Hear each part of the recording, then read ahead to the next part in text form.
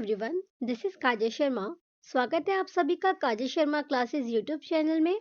आज की वीडियो में हम हिंदी की पाठ्य योजना डिस्कस करने वाले हैं, जिसका टॉपिक रहेगा भाषा। तो चलिए स्टार्ट करते हैं।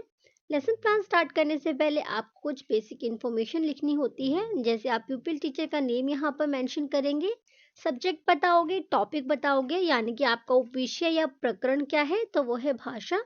ड्यूरेशन ऑफ लेसन, यानी आप 35 मिनट के अकॉर्डिंग 40 मिनट के अकॉर्डिंग अपना लेसन प्लान प्रिपेयर कर रहे हो। देन आप क्लास मेंशन करोगे कि इस क्लास के अकॉर्डिंग आप लेसन प्लान प्रिपेयर कर रहे हो। तो सामान्य उद्देश्य से शुरू करते हैं। विद्यार्थियों की हिंदी विषय के प्रति रुचि उत्पन्न करना, विद्यार्थियों के सामान्य ज्ञान में वृद्धि करना, विद्यार्थियों की तर्क शक्ति और कल्पना शक्ति का विकास करना। और नेक्स्ट पॉइंट है विद्यार्थियों में आलोचनात्मक सजगता जागृत करना। आलोचनात्मक सजगता का मतलब है कोई भी आप टॉपिक पढ़ाते हो विद्यार्थियों को, कोई भी आपने विषय पढ़ाया, तो विद्यार्थी उसके अच्छे और बुरे यानी नेगेटिव और पॉजिटिव पॉइंट्स निकालने में कैपेबल हो। इसके बाद आता है व्यवहारगत उद्देश्य, यानी कि जब आप बच्चों को भाषा पढ़ाओगे तो आप क्या उद्देश्य लेकर चलते हैं। फर्स्ट पॉइंट है विद्यार्थी भाषा के बारे में जान पाएंगे, विद्यार्थी भाषा के भेदों के बारे में समझ सकेंगे, विद्यार्थी अपने चारों ओर बोली जाने वाली भाषा को जानने में सक्षम होंगे। नेक्स्ट पॉइंट है सामान्य शिक्षण सामग्री, यानी जिसको हम टीचिंग एड्स बोलते हैं इंग्लिश में, यानी कौन कौन से साधनों की आपको आवश्यकता पड़ती है जब आप विद्यार्थियों को पढ़ाते हैं। जैसे आप एग्जाम्पल कक्षा कक्ष को इस्तेमाल कर सकते हैं, चौक बोर्ड, चौक, डस्टर, संकेतक इत्यादि की आपको आवश्यकता पड़ती है। इसके बाद आता है अनुदेशात्मक सामग्री। अनुदेशात्मक सामग्री में भाषा व भाषा के भेदों को दर्शाता हुआ चार्ट, यानी अनुदेशात्मक सामग्री का मतलब ही होता है जब आप स्टूडेंट्स को कोई विजुअल एड्स दिखाते हो, लाइक पीपीटी, चार्ट, मॉडल, इस तरह के एड्स को अनुदेशात्मक बोला जाता है हिंदी में। इसके बाद आता है पूर्व ज्ञान का अनुमान। छात्र अध्यापिका यह अनुमान लगाती हैं कि विद्यार्थी भाषा के बारे में बेसिक इंफॉर्मेशन यानी सामान्य जानकारी रखते हैं। नेक्स्ट आता है प्रस्तावना।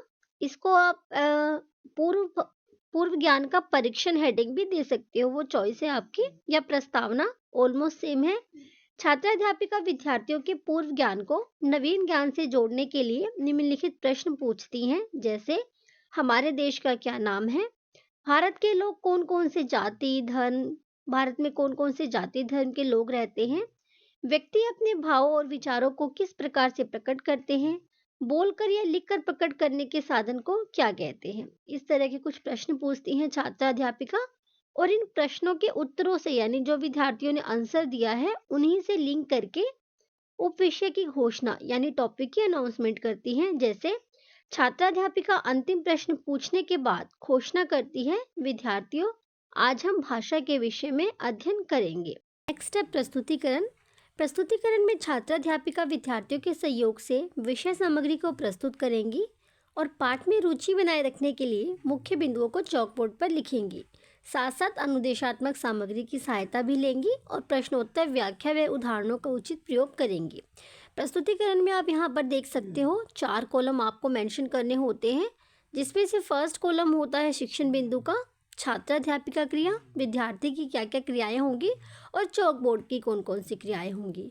पहला शिक्षण बिंदु है भाषा। यहाँ पर छात्र अध्यापिका भाषा के बारे में बताती हैं कि भाषा क्या होती है, किसे कहते हैं। भाषा वह साधन है जिसके माध्यम से हम सोचते हैं, अपने मन के विचारों को व्यक्त करते हैं तथा आवश्यकता पड़ने पर वह लिख कर मन की बात को स्पष्ट करते हैं। इन दोनों का मूल आधार भाषा ही है। भाषा शब्द धातु से बना है जिसका अर्थ होता है बोलना, और भाषा वह साधन है जिसके द्वारा मनुष्य अपने मन के विचार प्रकट करता है। इसके बाद आता है विद्यार्थी क्रियाएं। विद्यार्थी क्रियाएं में विद्यार्थी यहाँ ध्यानपूर्वक सुन रहे हैं, और चौकबोर्ड कार्य में जैसे जो हेडिंग्स होती है या मेन पॉइंट्स होते हैं, आप इस कॉलम में लिखकर मेंशन कर सकते हो। ठीक है, इसके बाद नेक्स्ट हम चलते हैं अगले शिक्षण बिंदु पर। ये बचा हुआ पार्ट भाषा का ही है, आप यहाँ पर देख लीजिएगा। यहाँ पर छात्र अध्यापिका एक प्रश्न करती हैं कि भाषा किसे कहते हैं। यहाँ पर विद्यार्थी उत्तर देते हैं कि भाषा वह साधन है जिसके द्वारा मनुष्य बोलकर, सुनकर, लिखकर, पढ़कर अपने मन के भावों या विचारों का आदान प्रदान करता है। अगला शिक्षण बिंदु है भाषा के भेद। यहाँ पर छात्र अध्यापिका भाषा के भेद के बारे में बताती हैं कि भाषा के दो भेद होते हैं, मौखिक भाषा और लिखित भाषा। विद्यार्थी यहाँ ध्यानपूर्वक सुन रहे हैं और यहाँ पर जो चॉकबोर्ड एक्टिविटी है, चॉकबोर्ड क्रिया में हेडिंग लिखकर छात्राध्यापिका ने बताया कि मौखिक, लिखित यानी बोलकर प्रकट करने वाली भाषा को मौखिक कहा जाता है। नेक्स्ट यहाँ पर 1 बाय 1 छात्राध्यापिका एक्सप्लेन कर रही हैं। सबसे पहले यहाँ पर बताया है मौखिक भाषा के बारे में कि मौखिक भाषा होती क्या है। जब हम अपने मन के भावों को बोलकर प्रकट करते हैं उसे मौखिक भाषा कहा जाता है। अगला शिक्षण बिंदु है, यहाँ पर छात्राध्यापिका फिर से प्रश्न करती है कि मौखिक भाषा किसे कहते हैं। यहाँ पर विद्यार्थी क्रिया में विद्यार्थी बताएंगे कि मौखिक भाषा किसे कहते हैं। इसके बाद आता है लिखित भाषा। यहाँ छात्राध्यापिका बता रही हैं, जब हम अपने मन के विचारों को लिखकर प्रकट करते हैं उसे लिखित भाषा कहा जाता है। फिर यहाँ छात्राध्यापिका बच्चों से भी पूछती है कि बताओ लिखित भाषा किसे कहते हैं, तो यहाँ बताते हैं विद्यार्थी कि लिखित भाषा किसे कहते हैं। उसके बाद आता है पुनरावृत्ति। पुनरावृत्ति में बता दूं किसे कहा जाता है। जो भी छात्राध्यापिका ने पढ़ाया है उसका मूल्यांकन करने के लिए कुछ प्रश्न पूछती है छात्राध्यापिका, जिसे पुनरावृत्ति कहा जाता है। पुनरावृत्ति में छात्राध्यापिका यहाँ पर कुछ प्रश्न करती हैं, जैसे भाषा से आप क्या समझते हो, भाषा के भेदों को परिभाषित कीजिए। यहाँ पर आप 3-4 क्वेश्चन और ऐड कर सकते हो, वो आपकी चॉइस है।